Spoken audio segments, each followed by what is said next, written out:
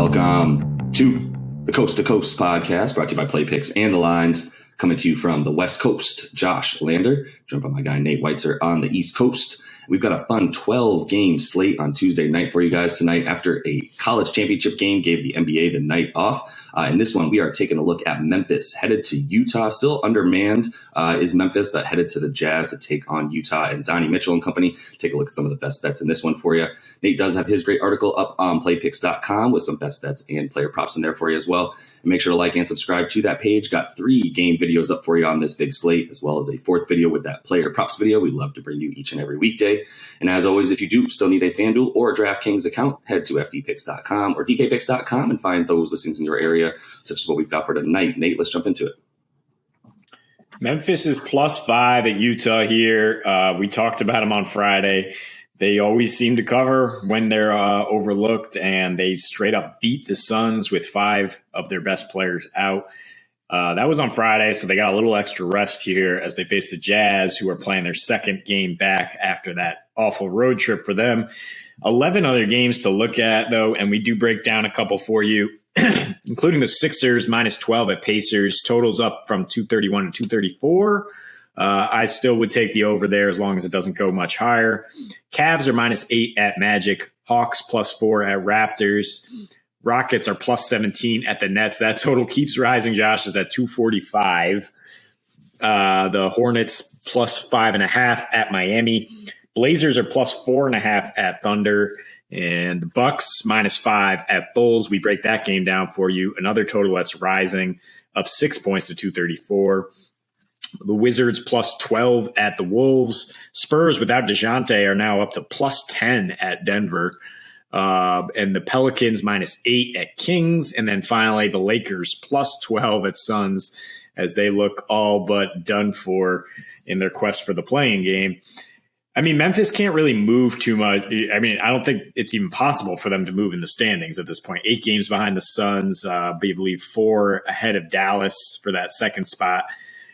At the same time, I don't think this is a team that has much throttle down, and they have 2 more games here against the West at Utah than at Denver. And then they might cool off a little bit, rest any guys with ailments against the 2 Eastern Conference teams they face at the end here. But even when they decided to rest guys on Friday, we saw that they are the deepest and just the hottest team in the league right now. I mean, other guys stepping in, DeAnthony Melton, of course, Kyle Anderson running point forward. They can keep rolling with guys out. Tonight they're going to be missing Ja, who as we should know by now, an incredible 20-2 record without him, ridiculous net rating. That's just silly, but I mean, they've won 7 straight since he went down last time. Dylan Brooks now out as well. He did play on Friday, but they will get back Desmond Bane, Tyus Jones, Jaren Jackson Jr., and Steven Adams to face the Jazz now. I mean, Utah has lost 6 of their last 7, but that's a bit misleading since they suck on the road. And they've won 12 of their last 13 at home. Under is hit in 12 of the last 17 there, but I'm not expecting an under here because I think the reason the Jazz have won a lot of those games, the reason they've covered in a decent amount, slightly over 50%, is because they've been playing teams that either are terrible on offense, lately going under with the Clippers before Paul George came back, and holding them to 103 points per game with a 107 defensive rating. I mean, it seems like every team that goes into Utah is in the midst of some long road trip where they have to go to Denver too. They're exhausted from that. They're flying all over the place. Then they have to go to the West Coast the next night, and they capitalize. I mean, they do have the best offense rating in the league at home. Their rating is 124 in that 13-game span. So if anything, I'm leaning over here, even though the Grizz have been much, much better on offense at home.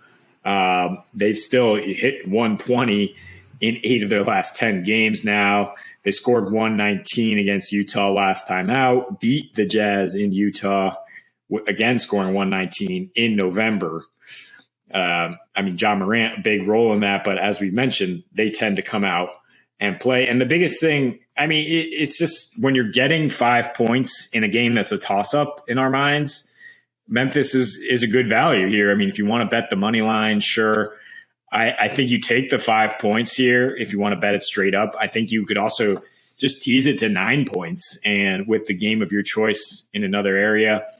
I don't really want to mess with the total. If you want to tease this total down to 220, take the over. I think that'll probably hit given the way both these teams will win. But I think the stronger bet here is just Memphis to keep doing what they do, which is cover as underdogs, 18-9 against the spread. With a rest advantage, 16-8 against the spread, and even better, 19-5 straight up, winning by 10.5 points per game. Again, they've been off since Friday. Jazz had a long road trip. And the last thing I'll mention about the Jazz is their chemistry is just unraveling right now. I mean, Rudy Gobert and Donnie Mitchell are sort of taking subtle shots at each other through the media. They don't really like each other at this point. They just blew a 16-point lead to lose to the Warriors, went scoreless for 8 minutes. It's really on Donovan Mitchell to carry this offense, even with Bogdanovich back. They've been a bit sputtery, playing at the slowest pace in the league. I don't trust them in any situation right now, and certainly not against a team that finds a way no matter who's out there for them. Yeah, 100%. I mean, the only thing about taking an over here, to be honest, because we talked a bit about the over, and then you really kind of culminated with, I still like Memphis to cover 5 points, probably a little bit more than I feel strongly about the over or the total either way, over or Hunter, to be honest, at about 224.5. I would feel slightly, I don't know. I'm honestly 50-50. The thing about the under is I would love to be able to take it because of the fact that the Jazz, they really do play a nice style of defense that is tailored for stopping what Memphis does really well. Memphis scores fast break points. They score second chance points. They score points in the paint, right? And I'm really saying the same thing. They're scoring their fast break points in the paint. They're scoring their points in the paint off of whomever at this point is driving into the lane. And then also obviously, their second chance points, because they're a very good rebounding team as well at pretty much every single position where they have height at pretty much every single position. So I would say that the under would be a little bit more tailored to what I think is going to happen because of the fact that Memphis wants to play at pace. They want to score in the paint. Utah does both of those things super well. They limit their turnovers. They limit their opponent's points off of turnovers. So they limit everything that Memphis wants to do, which is run and gun and get the ball into the paint rather than really hoisting too many threes, which is not where they score their points. Utah has been scoring their points, obviously off of threes, but they've been shooting horribly from three, despite the fact that, they shoot the third highest percentage of their field goal attempts from the 3-point line over the course of the last 7 games, where you mentioned they've lost 6 of 7. That they still are shooting the 4th worst 3-point percentage, despite shooting all of those threes and needing them to go in to win their game. So the fact that they're not as hot from three, obviously also a huge factor here.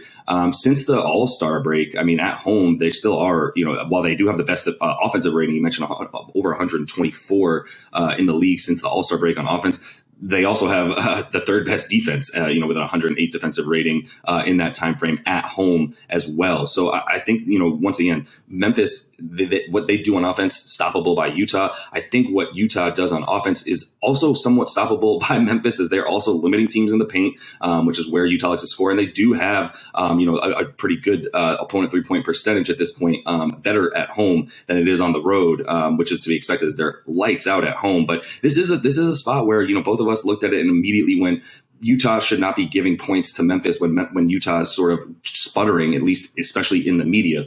The question is, once we look at it upon further closer examination, you start to realize the reason the Jazz have lost the games they've lost as of late is because they're a horrible, horrible road team this year, and they have been all year. This is not an anomaly at this point. They're a bad road team and still a good home team. So I think the games that they've lost and the games that they failed to cover in, they're all the road games, right? I mean, they definitely failed to cover against the Bucks as they lost that game. It was a big game for the Bucks, actually, as they got all their guys back finally. Beating the Bulls is a good win, but there's not that many good wins in this, even in this home, when they have been at home as of late. But they're covering to the points that you made, and they're winning those games. So I do think it's more likely that Utah wins this one. But that's mostly also because Memphis has just been doing things without their stars that are still head scratching. I mean, 20-2 with 100 defensive rating without Ja in 22 games. It's just wild. And then they did it without their key backups other than DeAnthony Melton in the last game.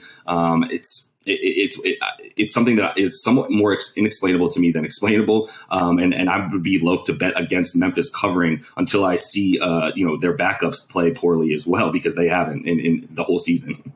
I'll explain it to you. They like each other. Utah does not. And it's just stale in Utah at this point. They know the team is probably going to get broken up unless they somehow pull it together in the playoffs here. They're clinging to that fifth spot right now, tied with Denver. Half game back in the tiebreaker. Yeah, I think so. I mean, yeah, it is just not that the vibes are not good out there in Salt Lake, and Memphis. They've covered in now 10 of their last 12 when they're underdogs. It's a very reliable source in terms of that. I will say that the over is hit actually in 11 of the last 12 between these teams. That includes playoffs, where Utah kind of cracked that Memphis defense. Yeah. You mentioned they did a pretty good job of holding Donnie in check in the regular season. And after beating them in game one, Donnie came back and just scorched them. And I will be looking at his props tonight. He's again only at 26.5 points with nearly even money there. That's been a reliable source of bankroll, to be honest. Just betting in Donnie Mitchell's points every night over the last couple of weeks. It's hit and missed in only one game against Dallas when he got hurt there. I expect him to try to carry this team, but Memphis is a full team now with their full roster, with both Adams and Jaren Jackson out there. They can play great defense in clutch time. They can match the Jazz in terms of rebounding. And with Tyus Jones out there, they can stay on schedule. DeAnthony Melton can play more off the ball, and they can maintain that pace in terms of scoring. I mean, one of the hottest teams in the league, 5 points, 9 points if you want to tease it. It just feels very comfortable in terms of they're not going to lose that badly. Again, because this is one of their last two conference games, priming for the playoffs. That's what we're targeting right now. Yeah. And then, I could see something wacky happening against the Eastern Conference at the end of the season, but they're going to come out and play this team, especially the team that knocked them out last year. Yeah, no, I fully agree with that. And I think you could probably still get some value on these Memphis player props as well. I would consider Desmond Bane 20.5 points. I mean, without Ja this season, he's averaging about 25.5 points a game. So that 20.5 feels a bit low, other than the fact that DeAnthony Melton has also turned into, the top 15 shooting guard of the league all of a sudden, to add to Desmond Bane, who's probably in the top 10 as far as shooting guards go this year. So there's plenty of points available there for Desmond Bane. I also like Triple J at 16.5. So I think there's plenty of opportunity to get some guys props for the Grizzlies. Loving Donnie for the Jazz, obviously, as well, as he continues to not pass to Rudy Gobert when he gets into the lane, which does lead to a lot more points for him. So it's probably a big reason for why he's hitting is he's just not even passing the ball to Rudy Gobert anymore. I know you had a stat in here that I also heard somewhere about how he's assisting on like something near 13% of Rudy Gobert's buckets, which is just way too low for someone. He averages more turnovers per game than passes to Gobert. Than passes, not even assists, passes to Rudy Gobert. It's an absurd stat. So yeah, it's all bad in Utah right now. I do think Memphis is a lot better bet to cover here. The total could go either way. Would consider a tease if you like it. But I'm much more confident about that Memphis game tonight. So that is all the time we have for you in this one. Make sure you are liked and subscribed. Got 3 game videos up for you today, and that player props video we love to bring you each and every week. And until we see you next, happy betting.